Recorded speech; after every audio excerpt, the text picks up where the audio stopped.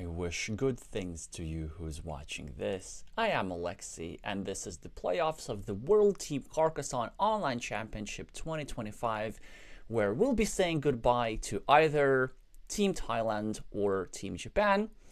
Earlier this week, the first matches of round of 16 happened, and the eliminated teams are in no particular order: Latvia, Croatia, and as of yesterday, Finland.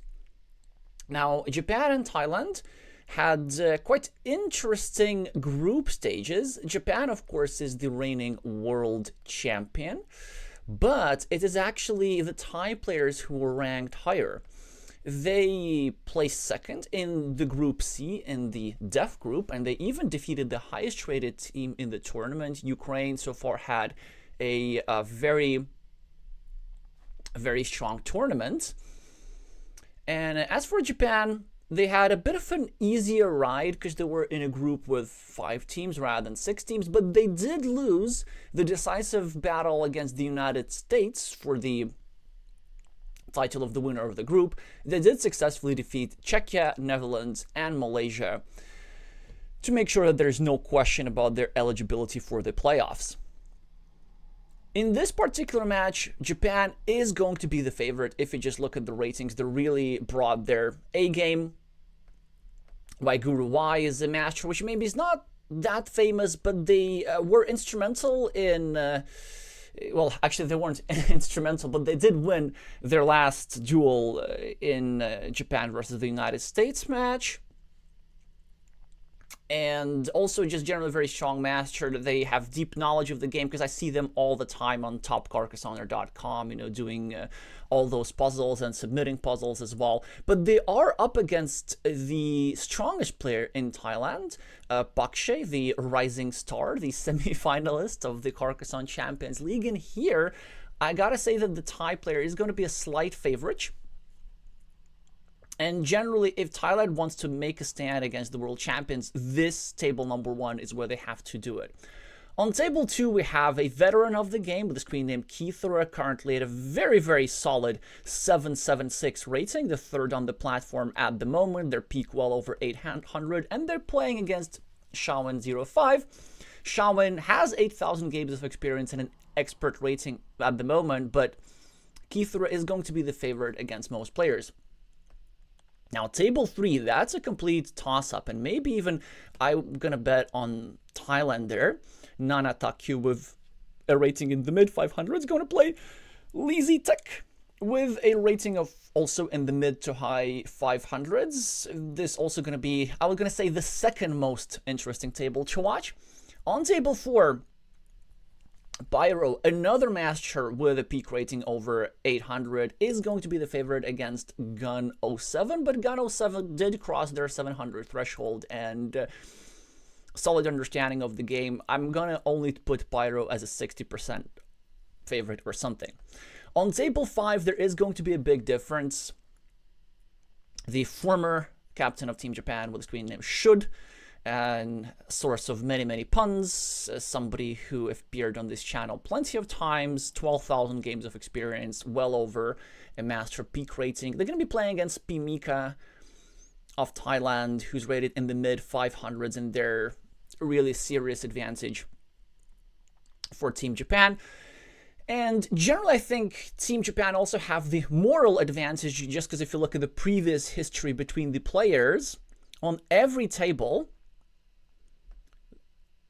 in the previous encounters, and especially on that last table, the Japanese player had historically prevailed, except for table 4. There is no history whatsoever. But mind you that this includes both casual games and tournament games.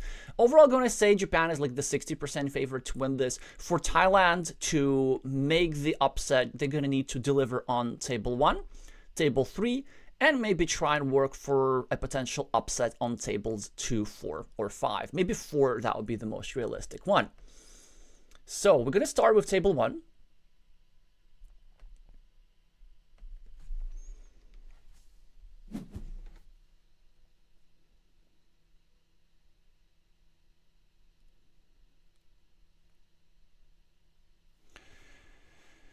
And we already have several fans in the chat. Hi Devaka, hi Natpira. All right, so rooting for Japan and Thailand. Do let me know, as usual, in the chat which team you're supporting and which team you think is going to win, which is not always the same thing. So both players are playing relatively at a brisk pace, to my slight surprise. Let's now start making sense of this position.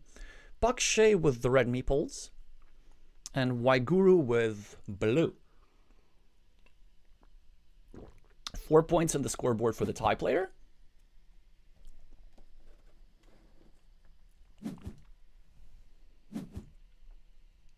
And 0 for the Japanese. But the first monastery of the game goes to a pretty juicy 4-point spot. There is a battle for a not very long road with multiple meeples involved. Bakshay can actually make that happen by going over here and connecting on this side, which is quite easily the way to go. Oh, but he chooses to meeple a third road. I don't know about that. It's certainly nice to do aggressive scoring at the start of the game, in the sense that you meeple another lucrative feature before you finish the feature of the same type. But you typically want to do that in situations where your opponent has more meeples. Like, if you're to just connect your roads, then this road at the bottom is not going to get away anywhere. Because Waiguru, since they only have one meeple in hand, they're much more likely to continue the road that they already have rather than meeple a new road with the last meeple. But overall, still a good position for the player with the red meeples. He's even ahead on the clock a little bit, which is somewhat surprising because Bakshay tends to be one of the players who deliberates the most. Now, tricky decision here for blue. What can we do? Well, option one that comes to mind is just to do this, right? Continuing the city, developing the monastery. This was option 2. And the idea of this move is that we're actually setting up not a Dorito tile to connect to the city. We're setting up a splitter. The idea is that we can try and get 10 points for the city. And then this Bakshay's piece on the right, his side, is unlikely to get completed. Or at the very least, we can get a splitter, we can get a meeple back, and then with that meeple, reinvade that ruin. And this threat of a splitter means that Bakshay, if Bakshay gets a Dorito tile, he probably will be forced at some point to place the Dorito over here and take care of the connection for blue. So that's a way how blue can use a less valuable tile to then force the concession of a more valuable tile from Bakshay. The Thai player, in turn, makes a blocky move, which is an incredibly annoying move to deal with. There is, in fact, only one starting tile remaining that would fit into the square after a blocking sequence like this, and having two meeples trapped like this would be unbelievably painful. Now, still, more often than not, this blue guy actually does get his meeple back. But what we're going to see from Bakshay immediately is this here move. Yeah, exactly. This is the only correct orientation. He gets a bit unfortunate that blue gets bailed out by the deck very, very quickly. And so now this is the downside of this move, that his own city is a little bit obstructed. But that ain't no big deal, actually. This meeple is unlikely to get blocked, but Waiguru is still going to be breathing a sigh of relief after liberating his monastery. Bakshay gets himself a meeple back from the road and drops a farmer. That's a solid farmer. Lots of green squares, already 2 completed cities on the farm. Curve goes here, bringing a 3rd completed city, putting further pressure on Waiguru's road. Really decent position for red. Now, a lot of things going on here, really. The monastery, we don't know its fate. Ideally, what blue wants to do is actually go here, possibly even right now. And the reason why it's so important to fill in the square early is so that we can prepare future monasteries for stacking, as there's still 5 more monasteries remaining in the deck. So imagine if we don't go nothing here. Imagine if Guru goes here, which is a decent move, or here, which is also a decent move, like trying to block the city. It's a legit option. But then if on the next turn, as blue, you draw a monastery, then, okay, you go over here for stacking. But now this here square is going to be vulnerable to something like an extender perhaps, possibly even trapping 2 of blue's meeples. So you gotta anticipate these sort of things in advance and secure the critical squares before going in with the second monastery. And blue realizes this.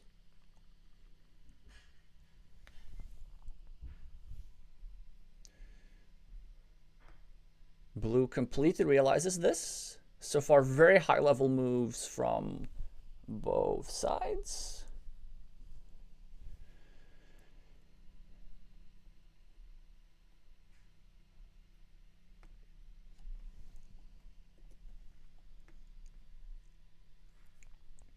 Now, curvy tile for Pakshay. Well, there is a natural move that comes to mind.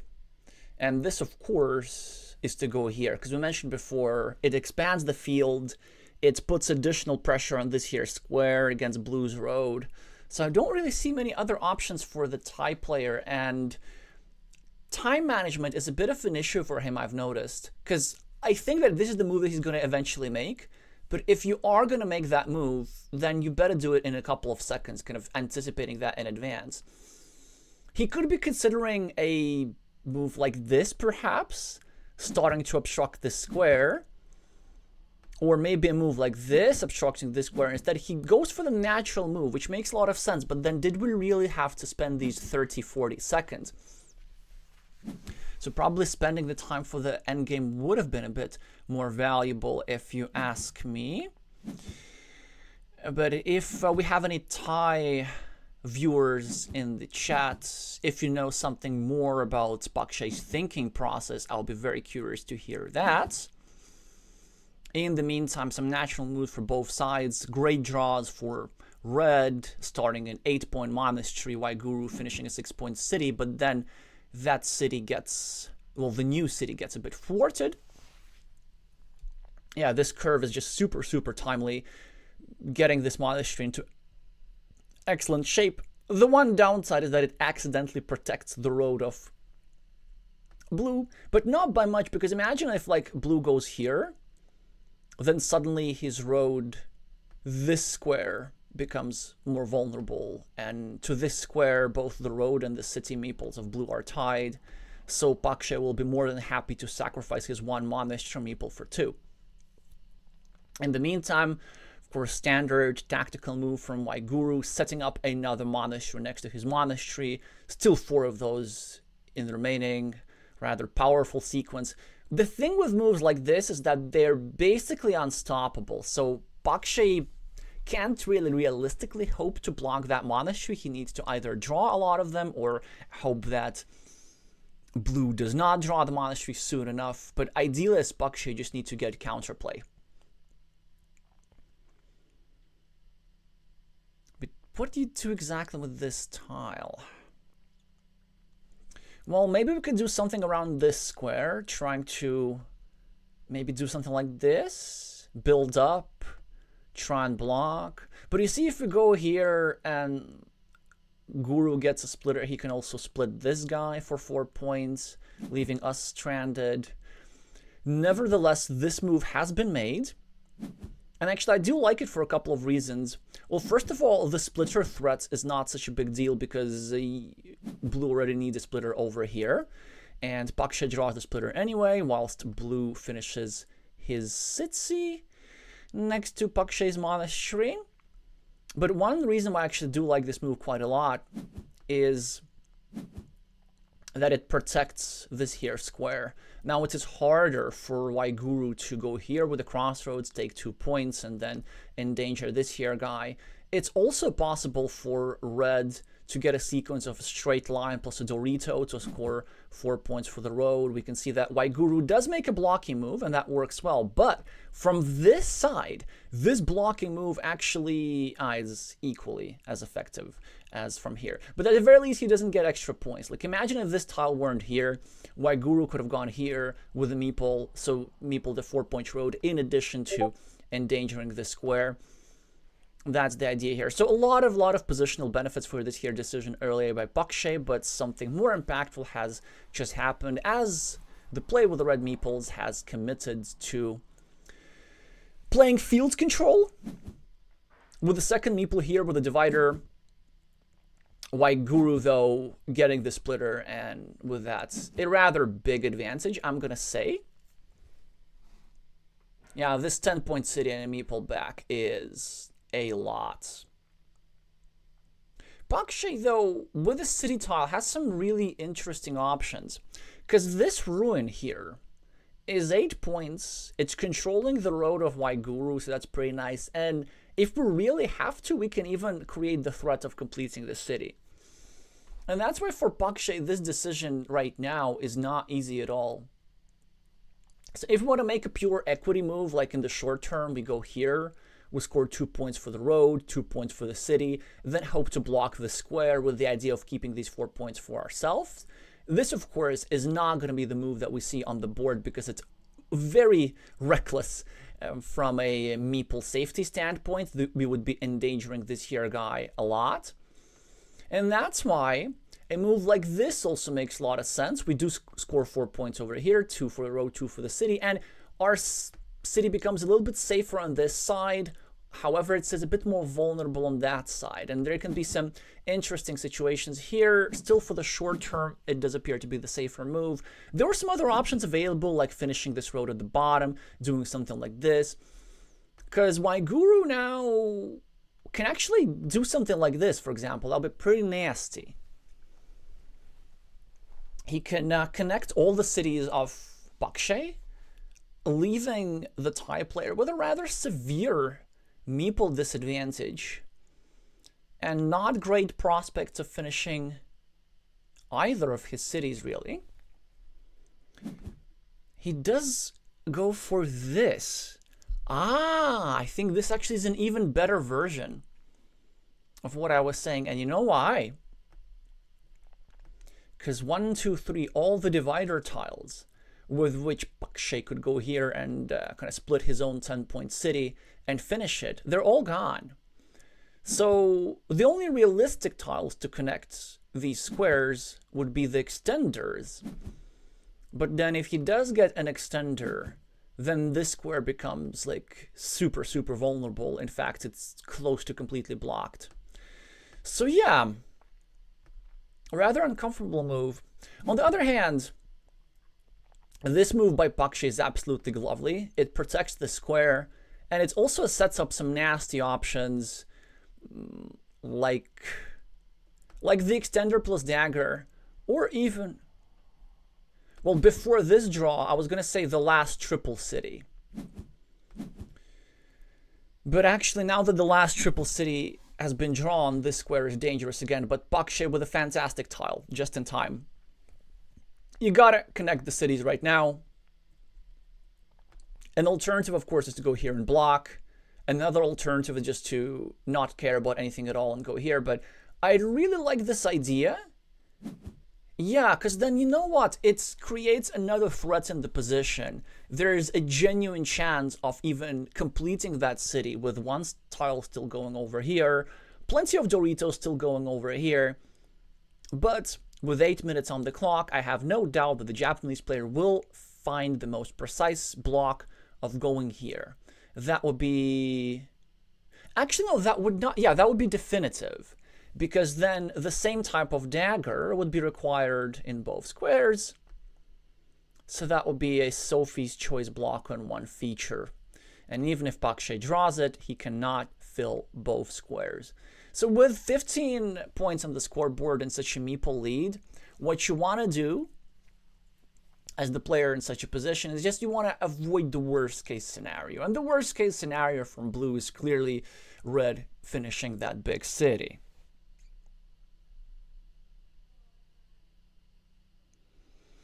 Hi, Glavier. Divaka is saying that White Guru is playing from mobile. Yeah, not necessarily. So this is just Board Game Arena acting out. As we can see, the Japanese master, of course, finds their best move, and that's why Bakshay resorts to other threats. Maybe looking to draw a couple of Dorito tiles, maybe a rose over here, and trying to finish this here monstrosity. This is exactly the way how you want to be coming back in this game. And this is sort of kind of working, except ouchie, ouchie, oh, it's gonna hurt so bad. Waiguru does not seem to care at all. I was pretty sure that he was gonna go here and invade this city, which I think he needed to do in order to avoid precisely this here scenario. No, he's playing with fire, man. He's playing with fire. He's now trying to fight for the field, and Bakshay finishes the big city out of nowhere. Did y'all just see that? And even drops a farmer trying to threaten this field's connection, and suddenly the Thai master turned this around as a result of sheer recklessness from Waiguru. He could have used this tile over here. He could have gone over here and tried invading the city, but despite drawing the best tile in the deck, he must have missed that opportunity. Now he's trying to play for the field, but this is a huge strategic gain for Bakshay because we've completely equalized the scoreboard and we have great field control, so it's going to be quite difficult for the Japanese player to properly equalize. We also have very nice meeples invested over here for like 12 points for the price of 1 meeple once these cities get connected. This road for 5 points is going to come back.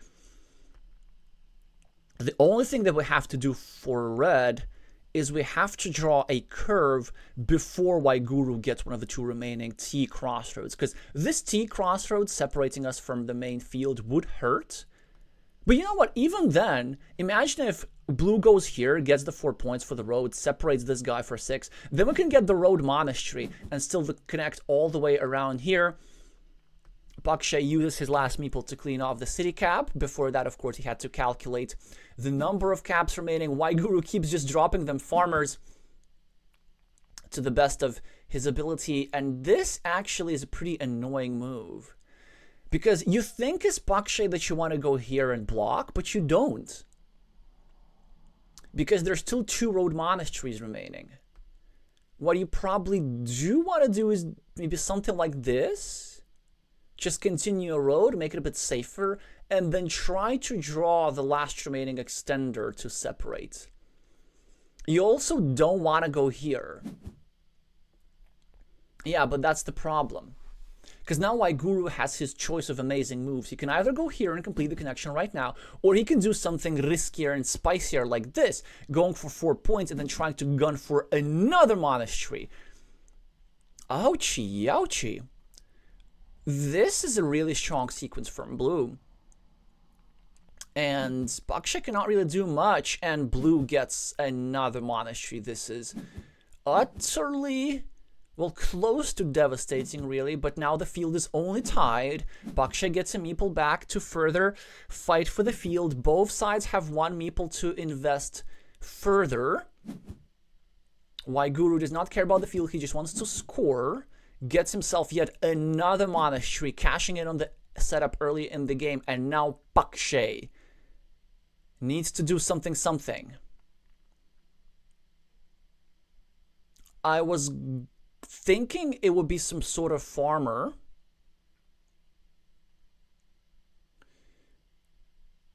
Because we can't rely on this guy here at the bottom. You see, there is only 1 curve remaining in the deck, if I'm not mistaken. But there's still 2 crossroads to separate. So it is much more likely that this farmer is going to stay here at 6 points rather than successfully connecting to the main field. Whereas this here guy is extremely threatening. Yeah, it's a good move here by the Thai player. Waiguru can actually just go here and equalize the farm of red. That would probably be the safest move that I can think of. Because it would be an insurance against Bakshay immediately drawing a curve. And if the fields are tied, then the situation, of course, is going to be hopeless for the Thai player. He has a lot of points and other features, but these 2 monasteries, they basically negate this here ruin. 6-point field, 5-point road, 6-point road, that's like, is enough to compensate the scoreboard. But then Waiguru has another meeple, and if he just goes... Wait, but if he goes here, does he even win? That's the problem. Because if he goes here, then Pakshay can win in different ways. He can just get himself a crossroads, get a meeple back, and then reinvest his last meeple into the farm. So maybe as White Guru, we have to try and accomplish something different, like, I don't know even what. Maybe here, dropping a farmer, but I doubt there are even good tiles that fit there for the connection. Yeah, he goes for that farmer investment to equalize everything. Pakshay gets the field connection for his rightmost meeple, so just guaranteeing the tie on the field. And now, in order to win this game, he simply needs to get himself a crossroads, which White Guru just got. And what is White Guru going to do? Probably attempts to complete one of his monasteries. Not clear necessarily which one. And then we know that Pakshay absolutely needs a crossroads or some sort of road finishing tile, which would be another crossroads. Next move. So there's a T crossroads and there's still a rose. And he needs one of these two because he gotta have that meeple back for the final field attack.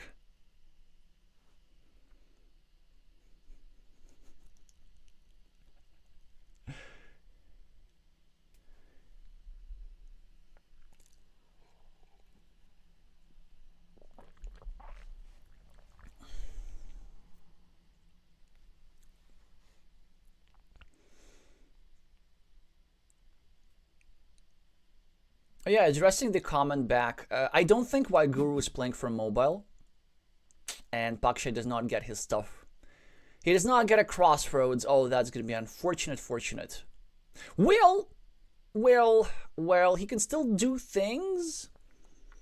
Maybe going here is an option, but that won't really accomplish that much.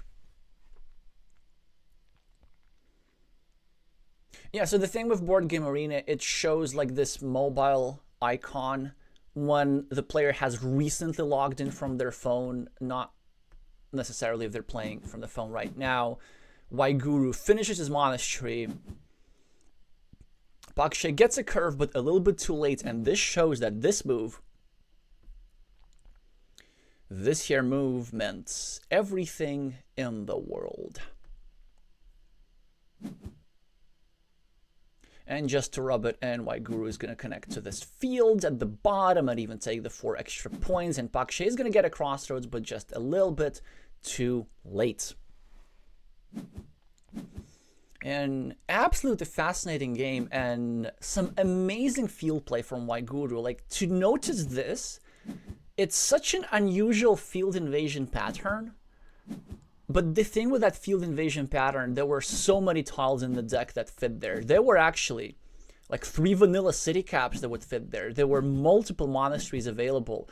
It was close to unblockable. And then to have the courage and the patience when drawing the first monastery to not even go there, to not even invade, but then score first and then invade the field. And this is what helped White Guru win this. Just absolutely spectacular finish from both sides. And of course the gigantic city over here for I don't even know how many points.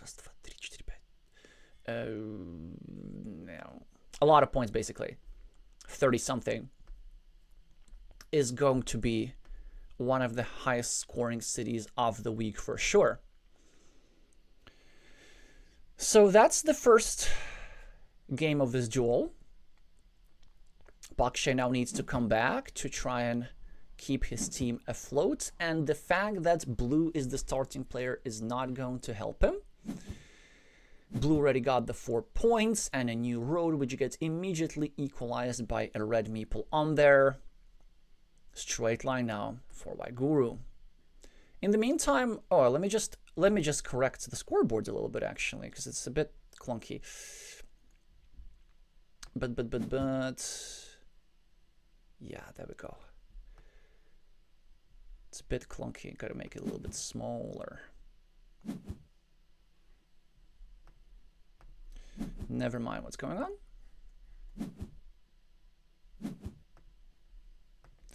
And we're gonna get back into the game in a second. Yeah, nothing much has happened. Well, except on table 4, Gun 07 has won against Pyro. So this is great news for Thai fans.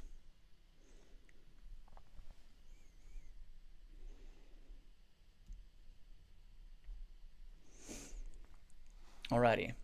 Symmetrical position, pretty interestingly. So both players drew the extender tiles, the best tiles for continuing the cities.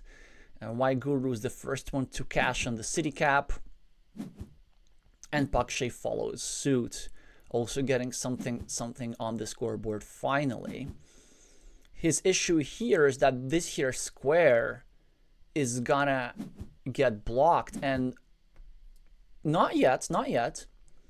But let's say this city here is severely endangered, and it's very good decision here by Pakshay. It's such a precise move, because so many players would have gone here for the needless indirect defense and would have lost the meeple for 2 points. Pakshay just kind of acknowledging that, hey, there's a big chance that this meeple is going to get trapped, so at the very least, I'm going to keep this here square open to try and draw some big tiles and make this meeple justified. White Guru now should be blocking this. Regardless of how good this tile is, the typical move is to go indeed there with any tile, even if that were a road monastery, just because like trapping your opponent meeple early on for just a couple of points is indeed pretty valuable. But there's an alternative. It's not crazy to go here, and instead of trapping this meeple, limit this meeple to a 50-50. If there were no starting tiles remaining, I would have preferred this move. With one starting tile remaining, I still don't want to risk my opponent being able to save both meeples. So it probably has to be this one. But yeah, in a situation like this, I don't really consider using this tile as a scoring tile. Just because, yeah, it's... Okay, so this is really bad. This is definitely a massive, massive mistake. Because of this, like, if you're not going to use this tile for blocking, then at the very least, don't help your opponent's road. Like, this here road end is so valuable for Pakshay. He's now basically completely bailed out this meeple now. White Guru, of course, drew a curve and got this, but... Let's say if you're going to use this tile as a scoring tile, at least abide by the principle of 2 cities. Like, do something like this, for example. Score 2 points over here. But yeah, instead he does this. And now he might actually get away with it, because he is now pressuring the meeple of Pakshay regardless here. He's now going to get these 4 points. And he's now going to go over here. But so far, it seems to me that... Red is being a bit more precise here than blue. He can't really protect the square properly, and with the quadruple... No. And with the quadruple city tile gone... With the quadruple road tile gone, sorry, this is just extremely dangerous, but White Guru doesn't even bother waiting for a straight line. This is pretty interesting. So instead, he chooses to block the square towards a 50-50, allowing still one rose tile to be drawn.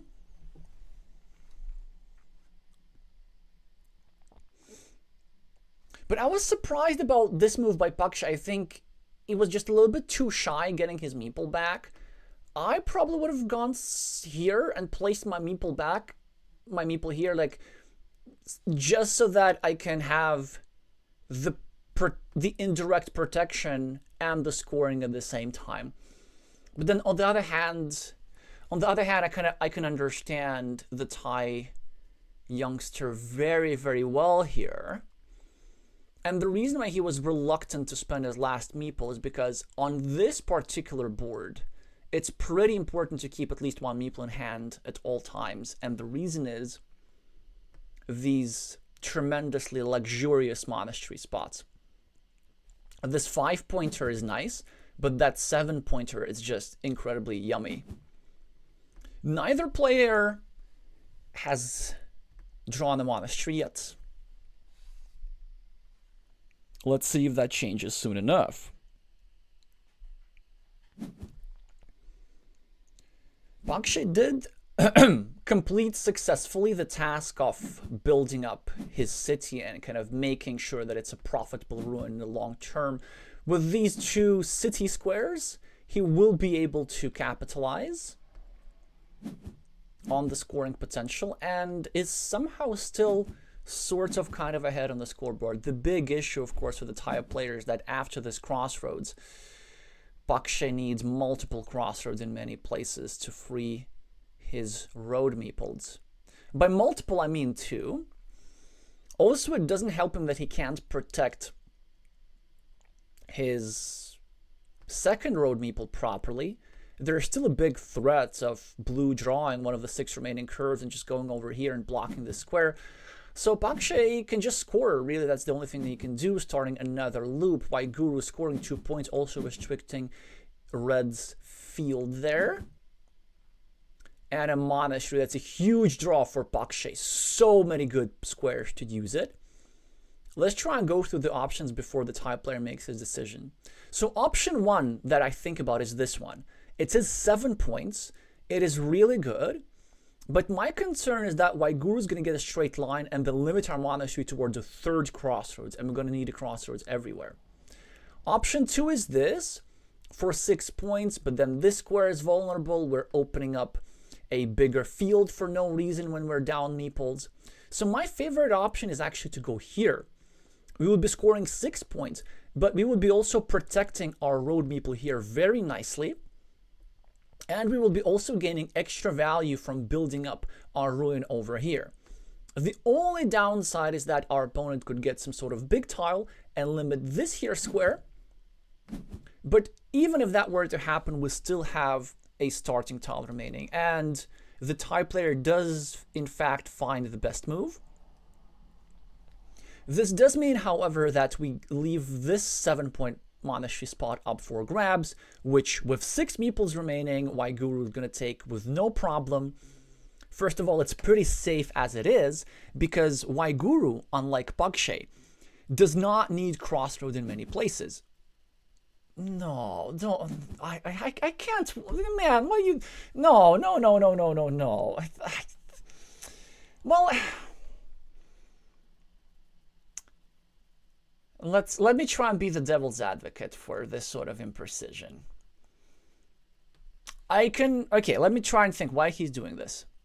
So this 6-point spot in the short term is of course worse.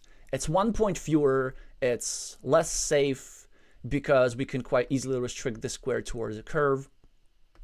But what this does is that it preserves this here monastery spot for the future, with 4 more monastery tiles still remaining that Bakshay can, that Waiguru is more likely to use than Bakshay. Yeah, that would be an option. And also, it creates a rather big field, which Waiguru is likely to take. So that would be my explanation. Still going here was better. Then again, I'm not sure, like, some players, either they're getting nervous or something, but the quality of play is now decreasing a little bit, because this move by Bakshay in his situation is like way too cautious. First of all, you don't want to be using city caps to cover up your ruin, especially when you have city caps here, when you can use them here. Yeah, I don't know, man. I know he wants to protect the square, but the square wasn't like as dangerous as he thinks he is, and as a result, he might just kill off the scoring potential of this ruin, which actually could be done right now. Plus, also, this monastery is not safe regardless, but at least Bakshay gets the development of his field. Now the field is worth 9 points. That lower farmer is completely justified. Waiguru is gonna score a little bit soon enough and then try to equalize the field as soon as possible. Yeah, and Bully Red with his meeple advantage, but a fantastic tile for Red, finally consolidating the monastery. But Waiguru finishes a road-shaped city for a lot of points, and it's a absolutely fantastic position for the Japanese player. 2 quick points for Pakshay, in desperate needs of crossroads soon enough. Monastery tile for Waiguru. He does go for the 7-point spot right now. Pakshay with a curve gets a meeple back as well. He really needs a meeple back to start claiming those fields. And it's a huge tile for Waiguru, 5 points, and also denying Pakshay one of the crossroads that he needs back. Curvy tile for the Thai player. He goes for the 9-point field. That's actually a very strong move. It's also setting up the... Actually, it doesn't set up anything. It limits his ruin. But hey, this farmer won't hurt for sure.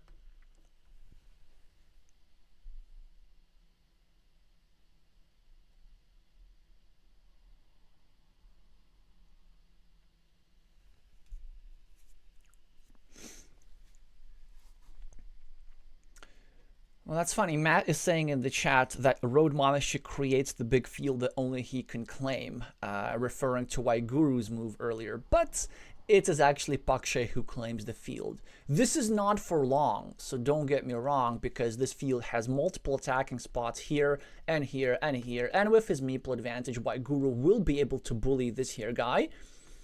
But even though this red guy is going to lose the field in all likelihood, at the very least it's going to require the investment of 2 meeples and 4 tiles from Waiguru. Once maybe here for this connection and then here for this connection. These would be the more 2 likely outcomes.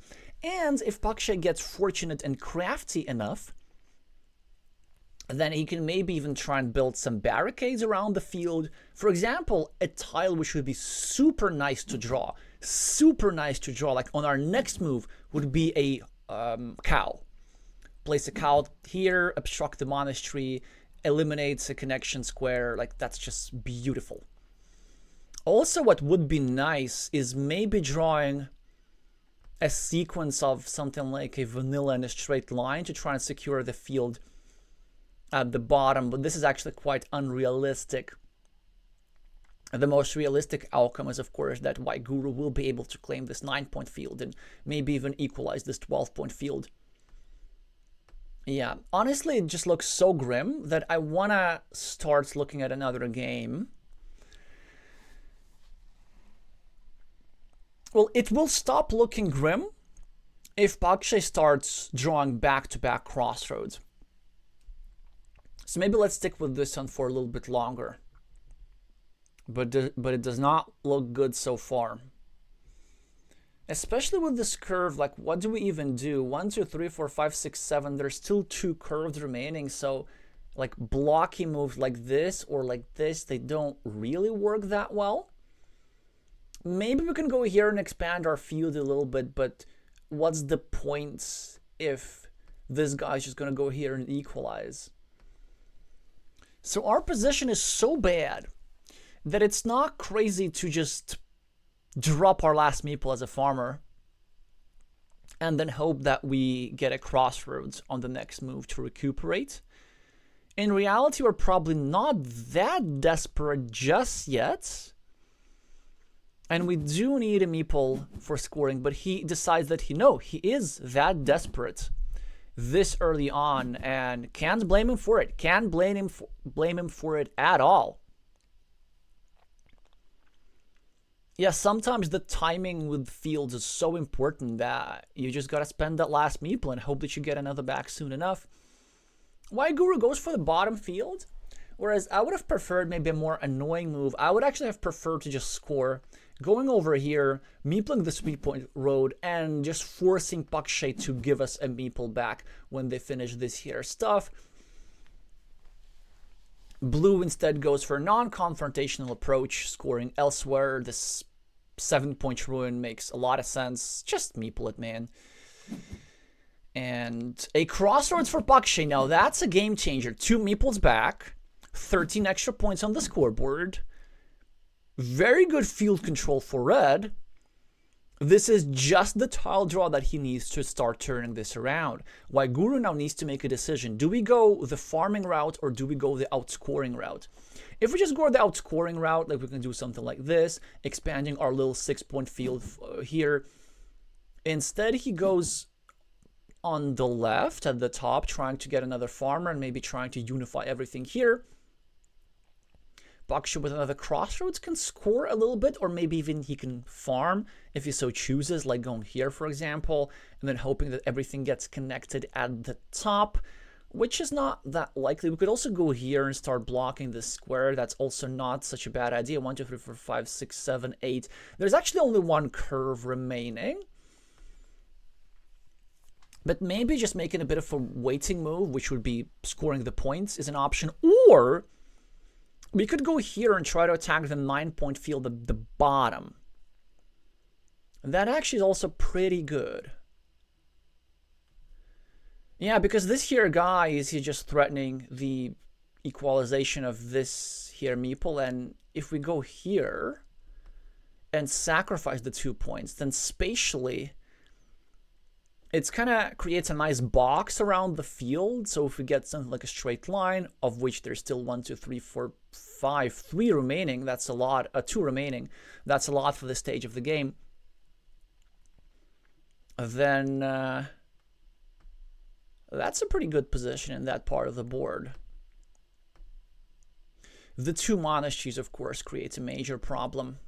And the ruin is just a lot of scoring stuff to overcome. So Pakshay opts to get 2 points, try to score as much as possible and go for the farmers later, trying to be super efficient. Waiguru with the monastery, just an absolutely fantastic tile in so many ways. He can go here and connect the fields, kind of anticipating this here move. Or he can even go here and just meeple this for 7 points. I might even prefer that at that point. And yeah, that would be his last meeple, but it's not that hard to get it back. Because if you go here, then you can use city tiles to build up this monastery, and you can use road tiles to build up this monastery. So you'll be getting a meeple back in like 2 to 4 turns. And even if you don't get the meeple back, this monastery would do a lot of things spatially. For example, if you go here, then remember this idea about last turn, about Pakshay dropping a farmer here. Okay, this cannot possibly be a good move. So why would he connect that farmer, but not the other one? Because you see what he's risking now? He's risking this farmer here getting trapped, and then Pakshay just going over here and bullying. A big field fight is definitely not in Waiguru's interest at all. Like, I wonder what his plan about is, because I'm pretty sure he has like better tile and point information that we had.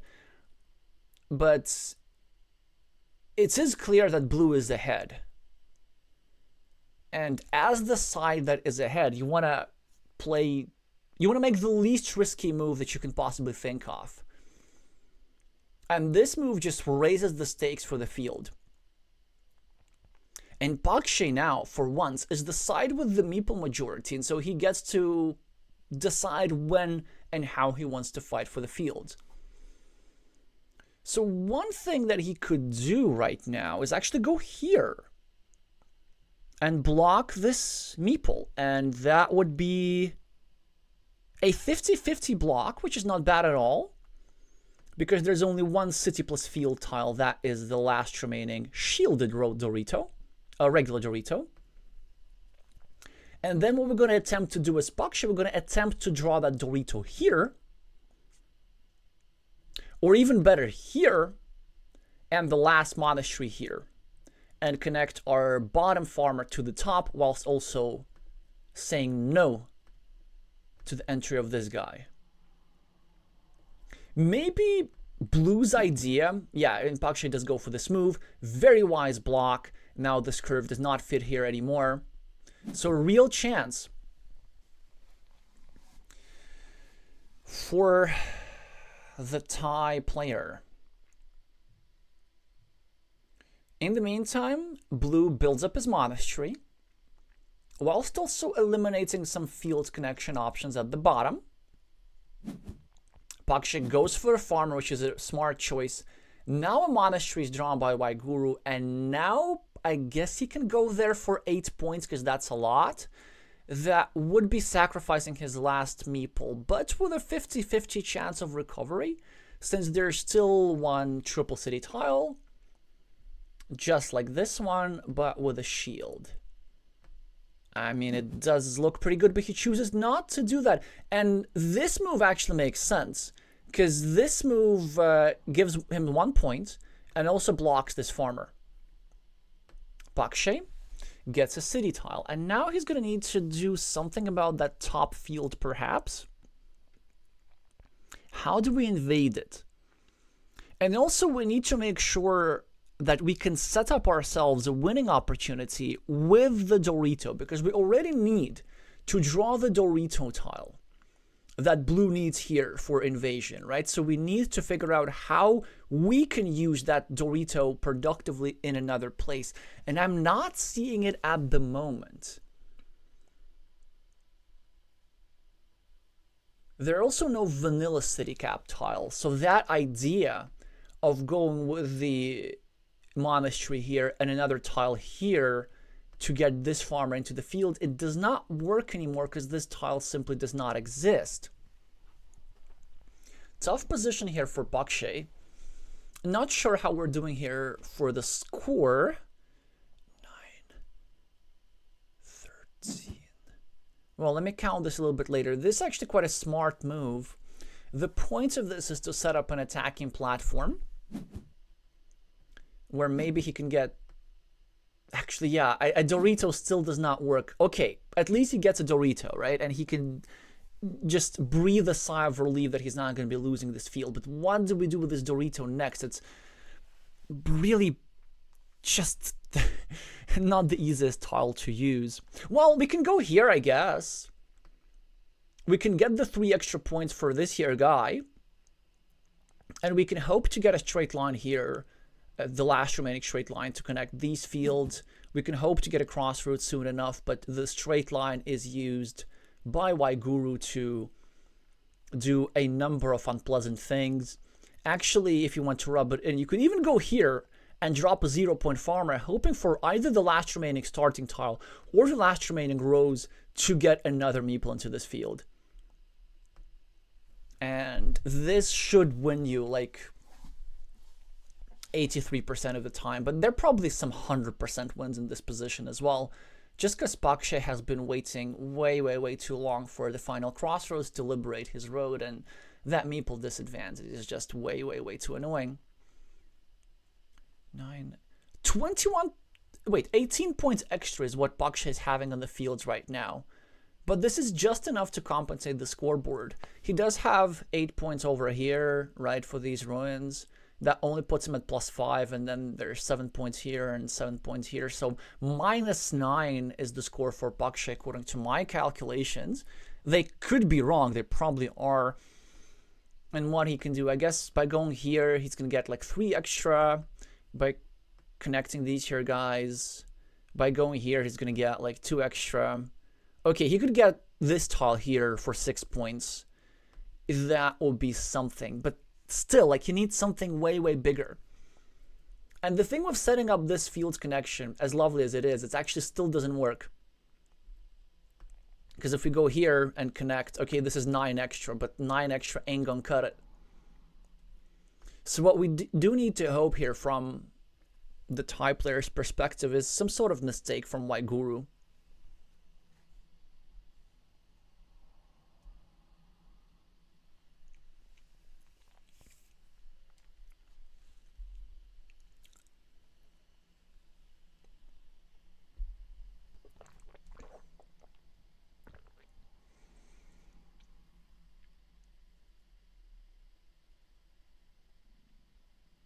For example, maybe he chooses to go here with a 0-point farmer. and try to fight for the biggest of the fields. And then he's probably not going to succeed because there are no curves remaining. And there's one road Dorito, I guess, so that's something, but that just ain't going to be enough.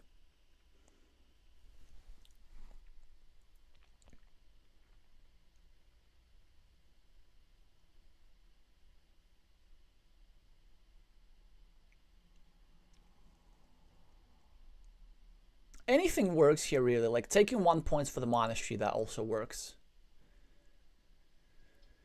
Just make a move that scores. And honestly, even going here for 0 points is not a bad move at all, because this means that if Pakshay gets one of the tiles that fit here, he actually can no longer score for this road. So it's incredibly annoying to deal with. And this move certainly would deserve the style points.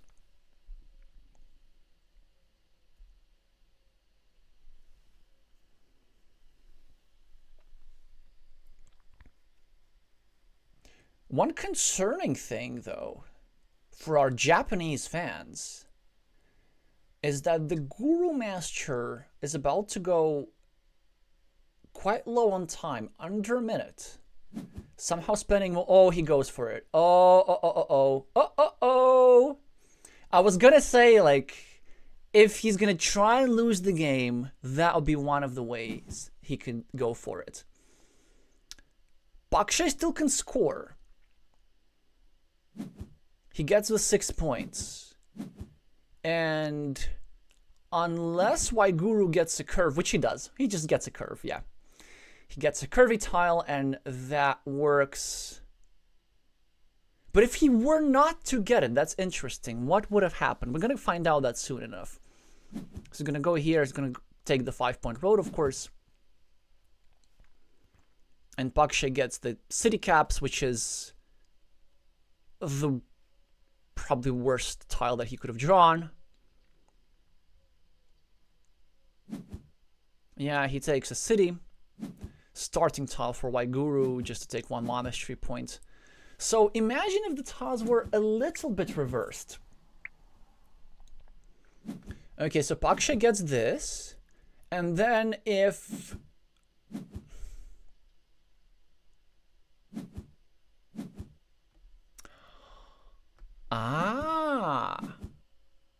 Actually, you know why this move? I think it's smart to move afterwards. Because the last 3 remaining tiles, other than this, were 2 city caps.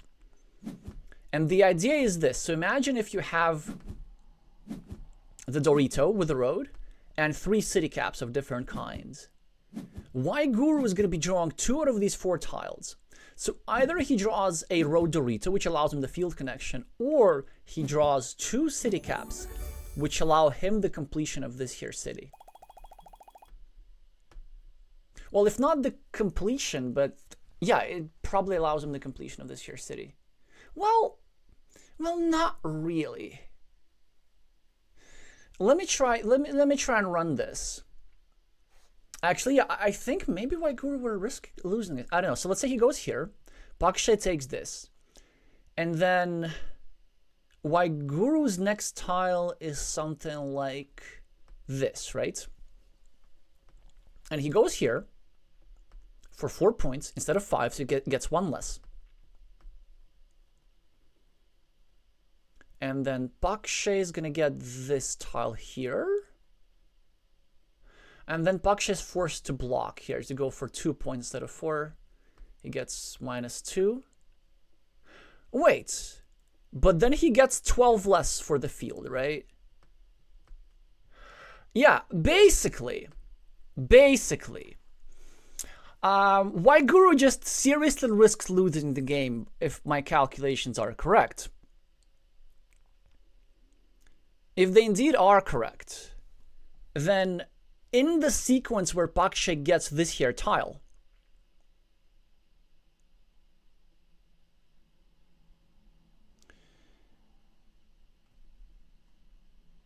then it's a tie, basically. So, so basically Pakshay gets this, Waiguru gets something like a starting tile, starts a new city. Bakshe gets the road Dorito, uses it to score a 2-point road, and also block this final thing. Waiguru goes here. And when all is... the dust is settled, then the game is tied and Waiguru loses, because he was the starting player. I think that was the scenario. It was unlikely, but it wasn't a 100% win after this move here. A very interesting endgame, a very interesting games in general.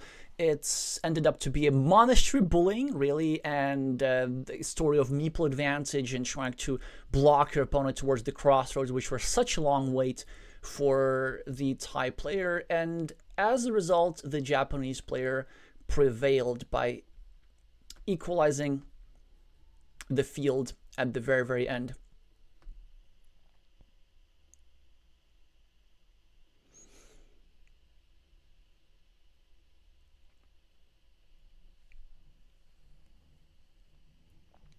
Hi, João. Divak is saying Waiguru could just take 4 points road and then 4 points ruin. It would be enough without the field. Yes, that's the idea. So just like when you're ahead, don't make 0-point moves. Or also, this would have been enough. Like this move was actually winning 100% because it denies the scoring opportunity for Bakshe quite easily. But yeah, the main point is just to not drop 0-point farmers when you are ahead this much. Ended up working in this particular instance. So huge win for the Japanese on table 1 and in the match in general. Kithara and Should defeated their opponents on tables 2 and 5. Lizzie Tech defeated Nanataki on table 3, and we still have one game to watch, the decider between Pyro and Gano 7, which will only matter for honor.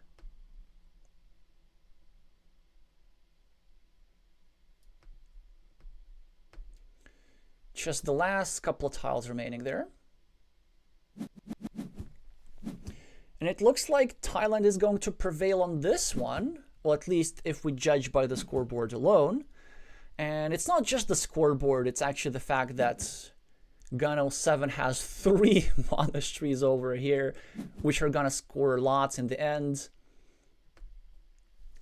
Played at a brisk pace, you know, Pyro was also trying to invade this field. We see a stranded 0-pointer, which has no way of making it to the main field because monasteries are gone.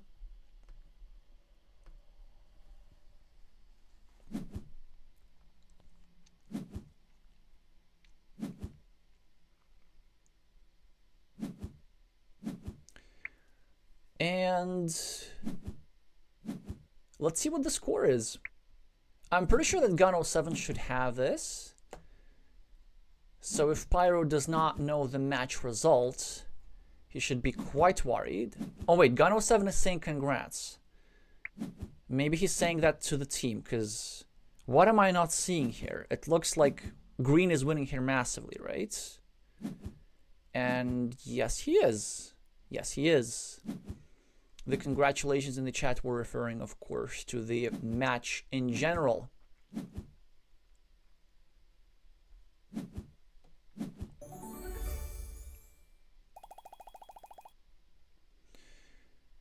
$36 points is the difference, and Gano 7 is going to deliver, at least rating-wise, the upset against Pyro, but we know now that it does not matter. And Japan, again, just barely. They tend to always have these close playoff matches. They always tend to win like 3-2, not 5-0, not 4-1, but they always end up winning, and amazing grit.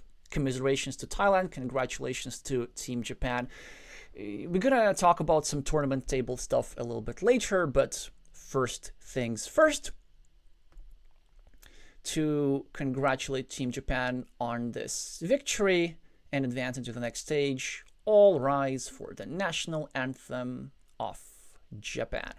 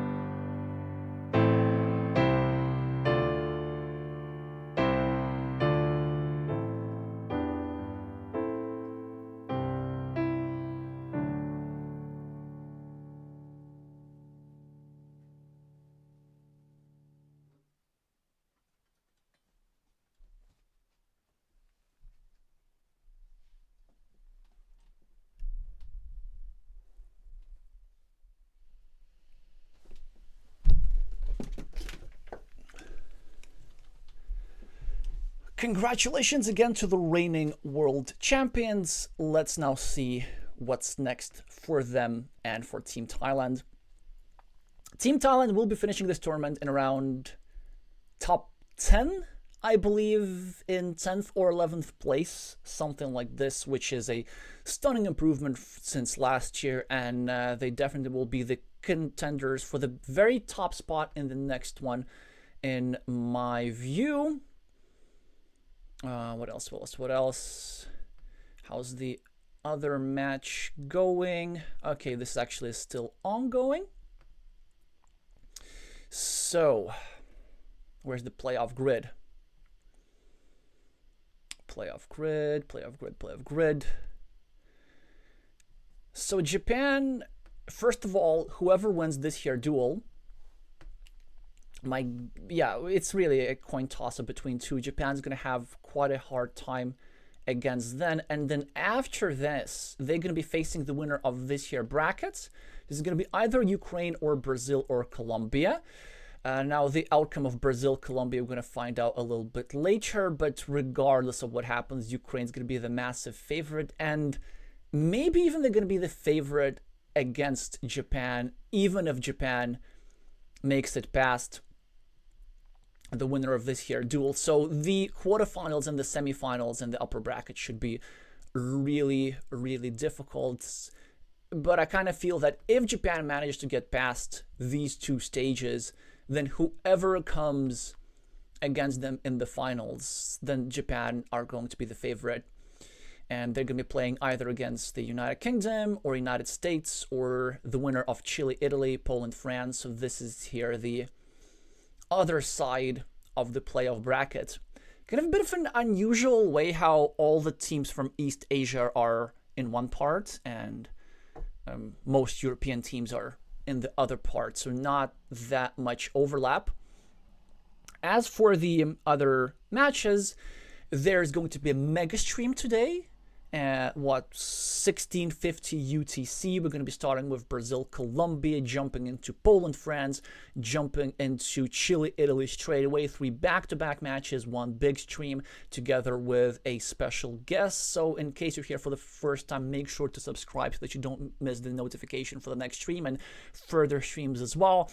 If you like this video, make sure to maple the like button for the algorithm, and in case you want to support the channel even further, consider using the super thanks function. Thank y'all so much for watching, and I'ma see you soon.